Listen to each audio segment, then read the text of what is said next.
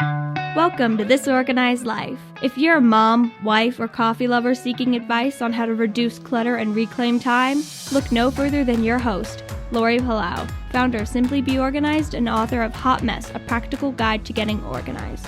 For a lot of people, clutter is their dirty little secret, but it doesn't have to be. Each week, we will share practical tips, chat with experts, and provide strategies on how to keep you organized. I hope that by sharing our stories, you feel a little less alone and more empowered to tackle the areas that are holding you back. So let's get started.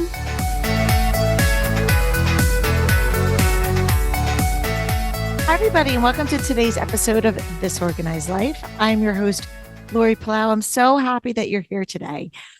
We're talking about a really fun topic today. Well, it's fun for me because I love projects. I love renovations. Some people love them, some people don't. But I've always secretly wished if I wasn't an organizer, maybe I'd be an interior designer or an architect or contractor. I don't know, something in that field, because I've always been really interested in just the entire back end process of coming up with a project from conception and seeing it through. So it's probably just kind of like my organized brain. But I do love that mix of the practical side of things and the creative side of things. But not everybody enjoys that. Some people are pretty much wired very much on the practical. They're like the numbers person, very detail oriented in that sense. And then you've got a lot of people in the other camp, which are very creative and they love, the end result, or even being in the weeds of picking, colors and products and textures and furniture and whatever it looks like, right? Whatever you need. But they don't necessarily want to get caught up in all of the details, the logistics. And I'm that kind of weird hybrid where I really enjoy both. And that's what kind of stemmed the idea for me for today's episode, which is how do I budget for an organizing project? And you could even talk about it broader and say, how do I budget for a project? And I kind of highlighted organizing because obviously that's what I do. Right now, I'm actually in the process of working with a couple clients that we're doing some closet renovations. We're doing some full bathroom gut renovations. We're doing some pantry renos. And whether they're hiring me for the kind of the entire scope of the project to kind of project manage it through from, what do we want it to look like, to what products are we using, and then how are we going to organize it afterwards, or they're bringing me in at just kind of one stage of it. There are all these different kind of layers throughout anytime you're going to have a project. And if you've ever done a project yourself, at the end of the day, budget is a huge hot button for a lot of people. If you're listening to this and you have an unlimited budget, Godspeed, that's amazing. I'm happy to hear that. But for the majority of people who I work with, there is a budget. And a lot of times they don't know what that is going in. They don't know how to even come up with that budget. And when I'll talk to anybody, if they hire me to do any type of a project, large or small, one of the first questions I ask them after kind of finding out what their goals are, right? Like, what is it that you are trying to accomplish? What are your pain points and what do you want to accomplish? That's really how I start: pain points, goals. And then I say, kind of, do you have a budget for this project? And that's where a lot of times people will get that kind of, I'll hear crickets. Or people will say, I have no idea what something like this is going to cost. And so what I want to do is I want to talk about a couple of things. So if you are, whether it is for an organizing or just, like I said, a general renovation, some things to think about. Because in any project, there are really three main factors that I like to consider when we're talking about putting together what your budget's going to look like for a project. So I want to run through them and then we can kind of elaborate. Okay, sound good? But so the first thing is, what is that overall budget? Like, I have, and I'm making up numbers, people.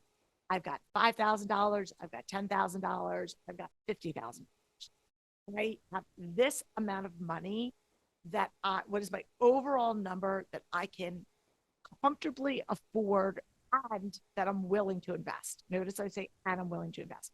I might have $50,000, but I don't want to invest all of it. I don't want to spend all of it, right? I might only want to spend 5,000, 10,000. So again, it depends on the type of the project that you're looking at. And this could go as something as small as like, hey, I'm renovating a closet or a pantry, or it could be renovating my entire kitchen. So again, we're running the spectrum, but the formula should be the same throughout. Does that make sense? So your formulas could be, what is my overall budget? How much do I have in my bank that I am willing to part with? Period, full stop. Then the second thing is, and if you don't know that, we're going to have to work with, it's okay if you don't know it right now, but we're going to have to kind of work through to find out what that is before you want to start the project. Then the budget is normally broken down into two main parts. You have your product and you have your labor. So if you are doing all of it yourself, so you're like, I am doing a pantry renovation and I might get some product online. I'm going to order from a store, or I'm going to, build it myself, whatever it looks like. And I'm going to do all of the like rolling up the sleeves. I'm going to do all of the work myself. You are accounting for all the labor, right? So all you have to account for is your time. What does that look like if you're taking time away from your current job, or, whatever that is, if you have kids, whatever that looks like. But it's your time, but you need to figure out, how much am I willing to invest in product? And a lot of times people will say, okay, I don't want to, or I don't have the skills, or I don't have the time, or I don't have the bandwidth, or I don't have the interest in doing it myself. I want to hire somebody to do this job. And that could be at any phase of the process. That could be, I just want to have somebody help me go and organize this, right? So I'm not even doing like a renovation per se, but I just have a really messy pantry and I want to hire a professional organizer who has the skills, the knowledge, the know-how to come in there, give me professional, um, analysis of what they recommend, and then do it for me. They know the process. It doesn't stress them out. They can go through it. They can make it look 10 times better than I could. And in that case, you're paying for their expertise and you're paying for their time. So that is considered your labor cost, right? So that is your labor. If you say, hey, I want to have somebody come in here and just help me with the design and give me the DIY stuff, that's still, it could be considered design work. It could be considered labor, but it's still somebody else's. It's that non-tangible stuff that you're not seeing. So the other factor is your product cost. And your product cost is the cost of the materials that you're bringing into the project. So if you're doing, in the case of my bathroom renovation, the cost of the renovation is made up of the contractor's time and money, but it's also the flooring, the tiles, the vanity, all of the bathroom fixtures. Those are the products. So those are the materials that we're using. If we were to do a pantry renovation, that would be whatever bins, baskets, turntables that we are using. So even if you're not actually changing out the actual shelving and all of that, you still have product that you're going to be bringing in. So if you're doing it yourself, you still have to buy product. So you can decide how high end or how budget friendly you want to go. So again, if you said, listen, I have a closet or a pantry, I'm just using a pantry as an example, and I want to redo it, and I have a really, really small budget, I have like $500 that I want to spend on redoing it. Okay. So what you're probably going to do is, with a budget like that, You're probably going to be doing it yourself. You're going to want to look at some, depending on the types of products that you're going to need for a pantry. You're probably looking at some baskets. You're probably looking at some canisters, containers, some bins, maybe some turntables, things that you are going to easily want to pull out, grab, go, that you could repurpose. And you're going to want to obviously measure what you need, figure out the quantity, and then you can decide how much you need. And it's simple math. Oh, I need 10 bins. I can find these particular ones that are inexpensive for, $9.99, or I can go super high end and they could be $29.99 for these. And then you can decide based on your budget whether or not what fits best for you. What I find is for a lot of people, they have the idea of what they want their renovation to look like. But what happens is they don't do the research on the front end of what that's going to cost. And we all know, because we are here, if you're listening to this in the United States, you know that inflation is real, everything is expensive. And so when we come to, looking at what the investment is to redo something, I don't want you to have sticker shock. I don't want you to have sticker shock on what the product is going to cost, whether that is something as small as just I'm putting in some new bins and baskets or hangers, or I'm doing a complete renovation and I'm putting in a whole new closet system. Things cost money and they are expensive. And so where and how you want to spend your money is really important. And what I tell people a lot of times when I ask that budget question is I find that there is this, for some people, there's this fear of giving that number because they think that a service provider is going to then all of a sudden go to that highest number. Like, okay, I have a budget of $10,000. So even if they could do it for 6, now they're going to charge me 10. That is somebody who would be really unethical. And as somebody who does this for a living and works with people with all different types of budgets on all different scopes of projects, the people that I work with know that I'm in the business of giving them the quality that they want and deserve without trying to rake them over the coals. My goal is to be a service provider in the truest sense of the word. So if you tell me my budget is $10,000 and I can come in and do your project for 6 or 7, that makes me happy, because that means I'm a champion in your book, knowing that I'm not taking advantage of your resources. On the flip side, if you say, I have a budget for $1,000 and you have this big scope project, I want to be really honest and upfront with you from the get-go and let you know that you're asking for, A through Z, but your budget doesn't allow for that. So where can we scale back? What are the important parts of the project that I can help you with within your budget? Or maybe I'm not the right person. It could be either or. It could be reevaluating what the expectation is of what you're going to get for that money, or we break it into phases, or you can continue to shop around and find somebody else if I'm not the right person, because not everybody is going to be the right fit.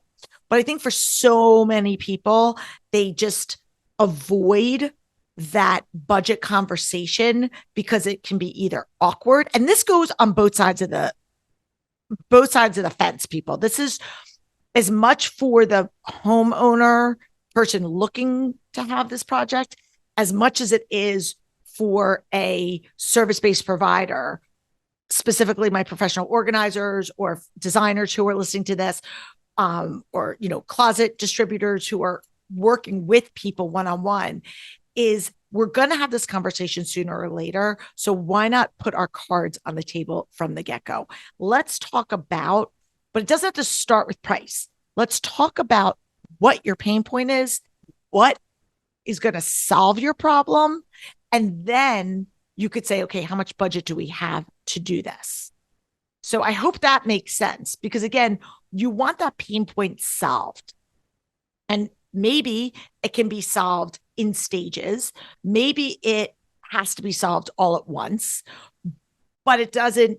There are multiple ways that you can solve a problem.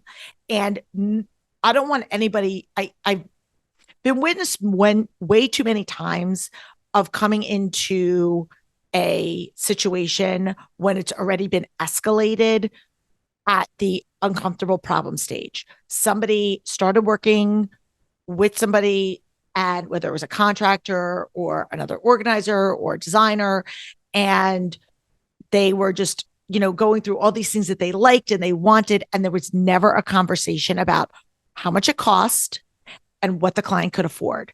And there was these two parallel conversations, and the homeowner had it all in their mind that this was all going to be doable for a certain price. And the contractor or the person, the service provider, was just going about it saying, I just want to hit your wish list and everything. I want to make this look as beautiful as you want, which who doesn't want that? But then when the reality hits and you're like stuck with, here, this is the reality of what this is going to cost you, people oftentimes gasp. So if you are going to be figuring this out, again, you want to figure out what your overall budget is, what your product cost is, and what your labor cost is. I will also tell you, for anybody that's ever hired a service provider to help you with labor oftentimes is like 50% of your budget. It is a large chunk of your budget. And the reason is because people are bringing in their expertise, so they know what to do and they can hopefully do it well and do it efficiently. And secondly, they're saving you the time from having to take away from other things that you're doing, whether that's your work, whether that's your free time, that's time with your kids, whatever that looks like. And so they are saving you time. So they are bringing their expertise and they're saving you time. That is what that's what you're paying for. So it is a large chunk of your budget oftentimes, which is why there's a lot of people that DIY things, and there's nothing wrong with that. In my own life, there are things I choose to outsource because I don't want to do them or I'm not good at them. And there are things that I'm like, you know what? I would rather spend more on product than I would on labor. So it's going to take me a little bit longer, but I'm going to do this myself, or I'm going to do it in stages. No right or wrong. It's just a personal preference. The other thing that I wanted to mention, when you are deciding like how much you want to spend, and I'm not saying there's no criteria for this is too much or this isn't enough. It's, again, what makes sense for you in your life with your financial situation, the stage of life you're in, what it is that you're going to be renovating, whatever the project looks like. But a couple of things that I tend to ask people and that you might want to think about is this something that is temporary, or is it more permanent? And what I mean by that is this a transitional area? For example, you've got little kids and you are building out a system for all of their toys. You know that in a few years, your kids are going to grow. So is whatever you're investing in, whether it's product, furniture, whether it's built-ins, whatever it is this something that will grow with your kids? Is this something that you can then repurpose into something else as they get older? Because again, you want to be smart with your money and you don't want to invest in things, especially if they're like permanent fixtures, like built-ins, that aren't able to be kind of repurposed as your needs grow and change. But then on the flip side, I look at people that are in their, forever home, or, they don't see themselves going anywhere for the foreseeable future. And they are, they have like a really poor closet system. They have a builder grade, like wire shelving hangers, shelving racks. And they say, you know what? We're in this house for a while. And I know that it's probably going to cost me, $6-7 grand, whatever. I'm making, there's a spectrum of built, closet systems, but I'm just saying like you could spend, several $1,000s to have a closet professionally done with a, higher end closet company. And you might say, there's so much else I could do with that money. But when you look at how much you use that space, the value it's going to bring you, the peace of mind, the calm that it's going to bring, it's going to maximize your space. You're going to be in it. You're going to be using it. You're going to be enjoying it. And when you think about it over the lifetime of using this space day in and day out for the next, foreseeable 10 years, give or, plus or minus, is that worth it to you? In our life, in our personal experience, I went through this when I redid our laundry room / mudroom several years ago. I don't even remember what we spent on it. I don't remember. But it was somewhere in the $5,000 to $10,000 range. We did a bump out into our garage to give us our little bit more space. I built in some cubbies and a bench and just really made it a larger and more functional space because that was where my kids came in and out. It's where they stored their backpacks, all their sports equipment and music equipment. Like that was our kind of, that was the cycle that we went through on a daily basis. So that room was getting a lot of play. And, there were people that would say, I would rather take a vacation for that amount of money that you're going to spend, or I'd rather go on a shopping spree, or I'd rather put that towards X, Y, and Z. And that's totally fine. Josh and I sat there and said, is this going to enhance the value of our home? The answer was yes. Is this going to enhance the quality of our lives?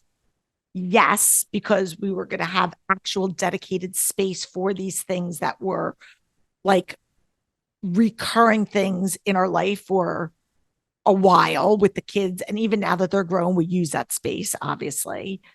And do we have the financial resources to dedicate to this? And we were able to answer yes, yes, yes to all of those. And so we knew that the timing was right. And I had money set aside for that. This isn't money. I'm not a big believer in credit. And I think you need to save up. And most organizing projects aren't emergencies. I don't know if I've ever seen one that's a true emergency. So if you are, know that there's an improvement that you want to do, that's something that I tend to budget for, whether that's putting a little bit of money away, or if you're getting a tax return and you say, I want to apply that tax return money to offset the cost of this. Or my husband or I are getting a bonus, or we're both getting a bonus, and we're going to use that money or a portion of that money to pay for this project. I think you need to plan that out and know how much are we willing to pay for that said project.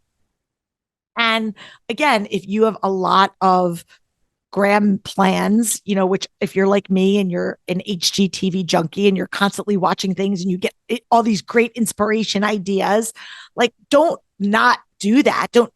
You still get those ideas, put those things on your wish list, but just prioritize and get an idea of what something like that is going to cost.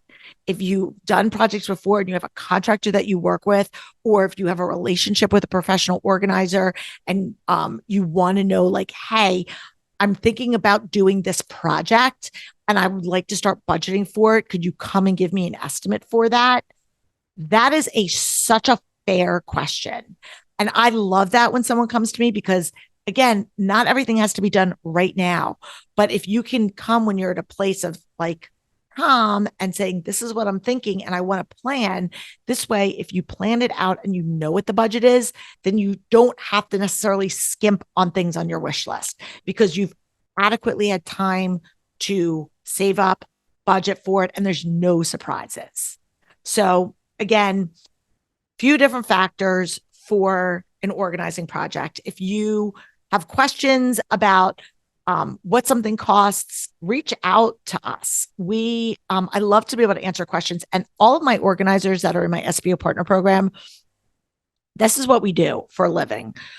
Whether we have relationships with other, experts in the field, or we do this ourselves, we can tell you realistically what you think you should budget for whatever your project is. We've done this enough. It's not our first rodeo. You were to come in here and say to me, I have this project, this pantry, I would love to redo it. What do you think it would cost if I did it like this? If I want all these things, and I could give you, or any of our organizers in our network could give you a ballpark idea of what that budget would look like. So don't be afraid to ask those questions. And as a matter of fact, I encourage you to ask those questions up front. And if you're working with a reputable service provider, someone that you know, like, and trust, they're going to be honest with you.